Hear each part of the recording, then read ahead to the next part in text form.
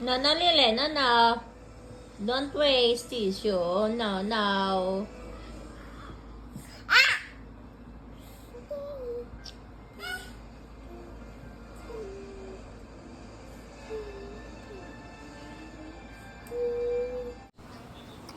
Iba na po talaga ang epekto sa akin ni Elsa. Kasi habang nagmimerienda ko, ay Elsa pa rin po ang pinapanood ko.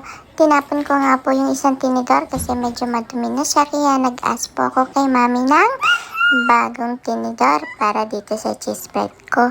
Kumakain po ako ng tinapay at si mami naman po ay nagluluto nitong maling at saka tempura shrimp.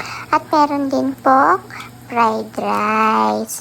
Ayan nga po, kain po tayo. Timbits at saka donut po yang kinakain ko. Pasalubong po sa akin ni mami kapag umuwi siya.